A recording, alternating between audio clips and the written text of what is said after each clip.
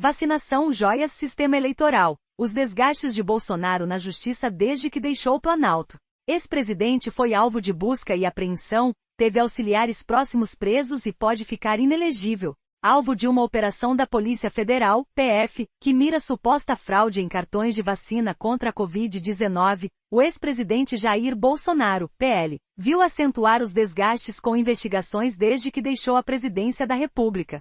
O mais recente envolve auxiliares próximos e levou a uma ação de busca e apreensão em sua casa em Brasília. Os investigadores levaram o celular do ex-chefe do executivo, além de prenderem o tenente-coronel Mauro Cid, seu ex-ajudante de ordens e outras 5 pessoas. O revés ainda é visto com cautela dentro do Congresso Nacional. Por mais que o presidente do PL, Valdemar Costa Neto, tenha vindo às redes sociais defenderem Bolsonaro após a operação, assim como os parlamentares considerados mais ideológicos, deputados e senadores do partido, principalmente da ala mais pragmática, temem seguir na defesa cega no ex-presidente da República. Se de um lado, Altineu Cortes, Rio de Janeiro, líder do PL na Câmara, disse que se ele, Bolsonaro, não se vacinou, não pode ter fraude no cartão de vacina. Nos bastidores há um entendimento de partidos ligados ao ex-presidente de que a cada dia que passa os escândalos aumentam. O que para muitos os apoiadores de Bolsonaro, dificulta não só a narrativa nas redes sociais, como também torna a inelegibilidade cada dia mais palpável.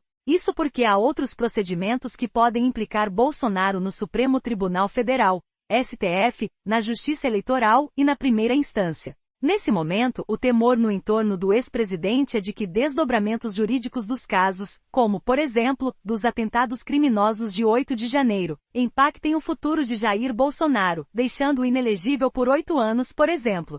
De forma aberta, a liderança do partido escolheu defender Bolsonaro e usar a estratégia de que, no caso das vacinas, se houve fraude por parte de Mauro Cid, o ex-presidente não sabia. Além disso, o discurso afinado é que se ele ficar inelegível será uma perseguição política. As mesmas críticas que eram feitas à Lava Jato cabem agora à forma como o STF está tratando a questão dos inquéritos que foram abertos em março de 2019, e estão vigentes até hoje, afirmou Rogério Marinho, RN líder da oposição no Senado, em entrevista na última semana. Falsificação de dados. Nesta semana foi deflagrada a Operação Venire pela Polícia Federal, que investiga a prática de crimes na inserção de dados falsos sobre vacinação contra a Covid-19 nos sistemas do Ministério da Saúde, sistemas CPNI e RNDS.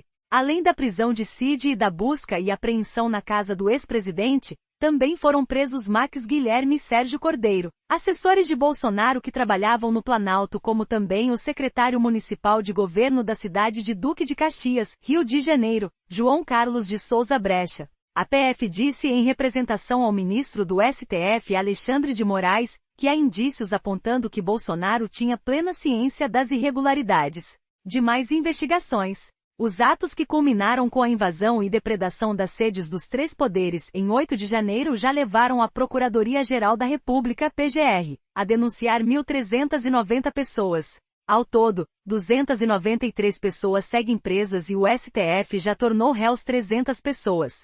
Bolsonaro figura em um dos inquéritos abertos pela PF para tratar do caso. É o que investiga supostos incitadores e autores intelectuais das manifestações. O ex-presidente foi incluído no escopo da investigação por ordem de Alexandre de Moraes após um pedido da PGR. A medida foi tomada por causa de uma postagem feita no perfil de Bolsonaro no Facebook questionando o processo eleitoral, em 10 de janeiro, 2 dias depois dos atos. O ex-chefe do executivo apagou o post logo em seguida. Em depoimento à PF, ele disse que compartilhou a postagem de forma acidental após clicar 2 vezes na opção compartilhar no Facebook. Outra investigação que também levou Bolsonaro a prestar depoimento à PF é a que apura o caso das joias recebidas da Arábia Saudita. O país entregou ao governo brasileiro e a Bolsonaro 3 pacotes com joias durante o mandato do ex-chefe do executivo, entre 2019 e 2022. Houve tentativa de integrantes do então governo federal de entrar no país com os objetos sem declará-los à Receita.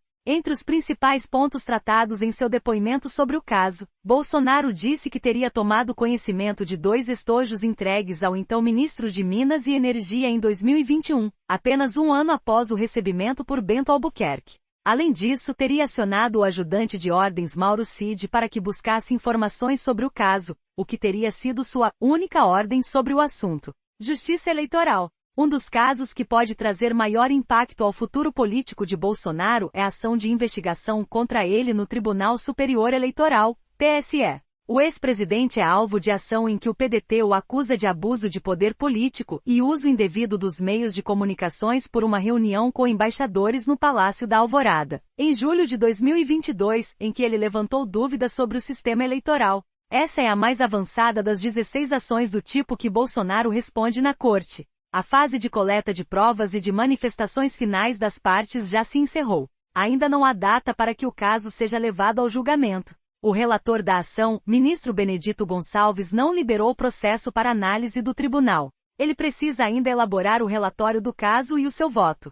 Depois de liberar, o presidente da corte, ministro Alexandre de Moraes, precisa pautá-lo. Há também uma série de pedidos de investigação contra Bolsonaro que foram encaminhadas pelo Supremo Tribunal Federal à primeira instância da Justiça, depois de encerrado o mandato de presidente e a consequente perda de foro privilegiado.